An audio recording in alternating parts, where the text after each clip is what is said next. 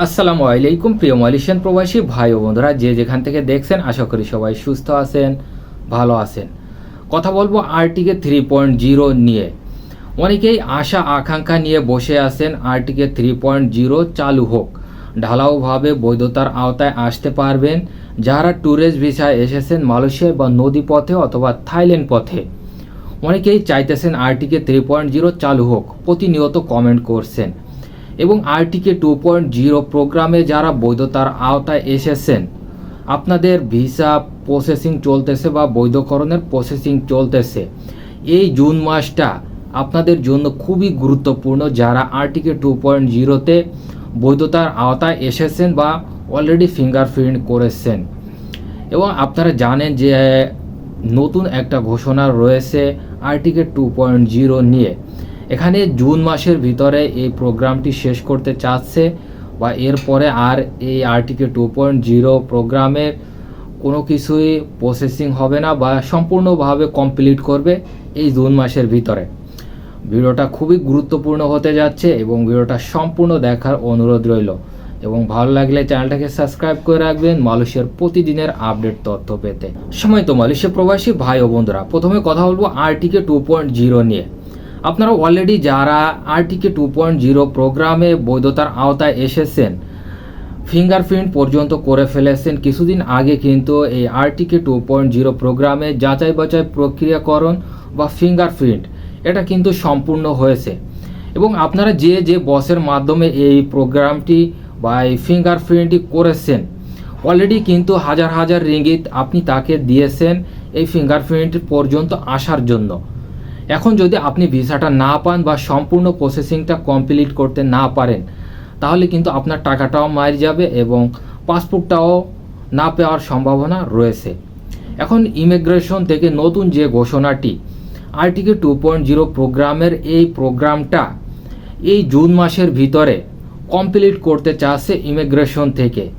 স্ক্রিনে আপনি দেখতে পারতেছেন, আমি স্ক্রিনে একটা ফটো দিয়ে দিচ্ছি ইমিগ্রেশন থেকে যে আরটিকে 2.0 প্রোগ্রামের যে আপডেট নিউজটা তারা উল্লেখ করেছে।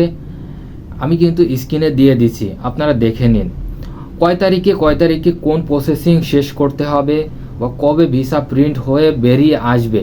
এটা কিন্তু সম্পূর্ণভাবে বা ক্লিয়ারভাবে কিন্তু দেখা যাচ্ছে এবং ইমিগ্রেশন থেকে কিন্তু এটা আপডেট দিয়েছে। এবং আপনারা দেখেছেন বিগত 31শে মে কি অবস্থা হয়েছে, যেটা বলেছে ইমিগ্রেশন থেকে বা স্বরাষ্ট্রমন্ত্রী সেটাই কিন্তু ঘটে গিয়েছে। 31শে মে শেষ হয়ে গিয়েছে কলিং ভিসা এবং এই আরটিকে 2.0 প্রোগ্রামটাও কিন্তু এভাবে শেষ হতে যাচ্ছে। এবং যারা বিভিন্ন বসের মাধ্যমে এই কার্যক্রমগুলো সম্পূর্ণ করেছেন, ফিঙ্গারপ্রিন্ট করেছেন এবং ভিসার জন্য অপেক্ষা করতেছেন বা লেভি বায়ারের জন্য অপেক্ষা করতেছেন, এখানে স্ক্রিনে দেখতে পারতেছেন একদম সম্পূর্ণভাবে আপনাকে তারিখ পর্যন্ত দিয়ে দিয়েছে কোন তারিখে আপনি কি করবেন বা কোন তারিখে কোন প্রসেস শেষ করতে হবে। এটা আপনার বসকে জানানো বা আপনার বসকে অবগত করা খুবই জরুরি। যদি আপনি অবগত না করেন, হয়তোবা আপনিও এই আরটিকে 2.0 প্রোগ্রামে ভিসাটা না পেতে পারেন বা স্টিকারটা না পেতে পারেন, যেহেতু খুবই স্বল্প সময়ের ভিতরে কাজগুলো সম্পূর্ণ করবে। 30শে জুন পর্যন্ত এই আরটিকে 2.0 প্রোগ্রামের ভিসাটা প্রিন্ট হবে। এর আগে লেবি আনুষঙ্গিক যে কার্যক্রমগুলো আছে সেটা কিন্তু সম্পূর্ণ কমপ্লিট করতে হবে।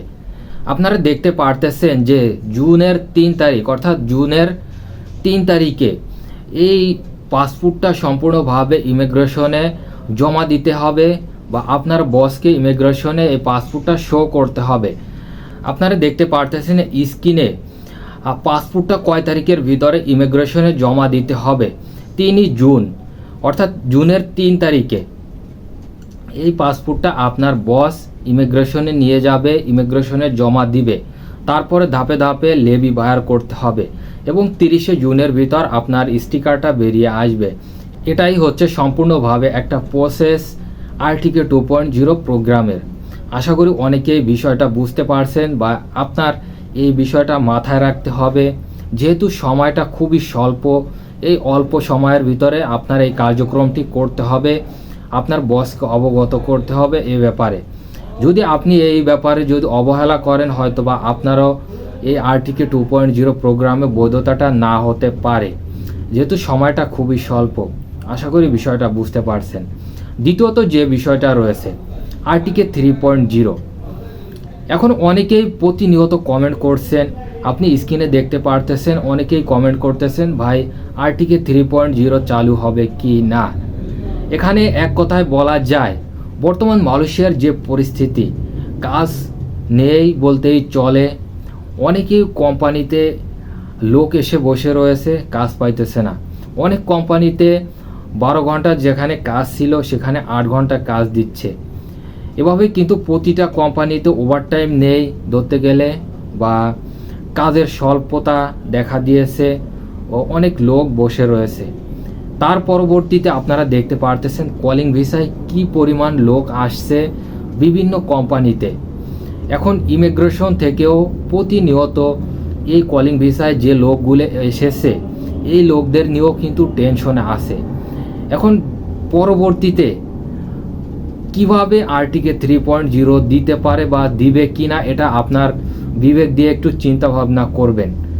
প্রতিনিয়ত আপনারা কমেন্ট করছেন যে আরটিকে 3.0 দেবে কিনা, বৈধতার আওতায় আসতে পারবো কিনা। নদীপথে এসেছেন অনেকেই, বা ট্যুরিস্ট ভিসায় এসেছেন, বা থাইল্যান্ড পথে এসেছেন, বিভিন্ন লোক বা হাজার হাজার কর্মী এখনও পর্যন্ত মালয়েশিয়ায় অবৈধভাবে ঘোরাফেরা করছে, ট্যুরিস্ট ভিসায় আসছে। এখন আরটিকে 3.0 নতুন এই প্রোগ্রামটা চালু হলেও ঢালাওভাবে চালু হবে এটা বলা যায়, তবে চালু হবে কি না এটা বলা যাচ্ছে না, যেহেতু মালয়েশিয়ার পরিস্থিতি এখন খুবই খারাপ। কাজ নেই বলতেই চলে, কাজের খুবই স্বল্পতা দেখা দিয়েছে এবং কলিং ভিসায় প্রচুর পরিমাণে লোক এসেছে। এখন এই প্রোগ্রামটা দেবে কি না আদৌ কেউ বলতে পারে না। হয়তোবা ইমিগ্রেশন থেকে আপনি যদি জিজ্ঞেস করেন ইমিগ্রেশনের কাছে গিয়ে, তারাই বলতে পারে এর সঠিক সিদ্ধান্ত আরটিকে 3.0 দেবে কি না।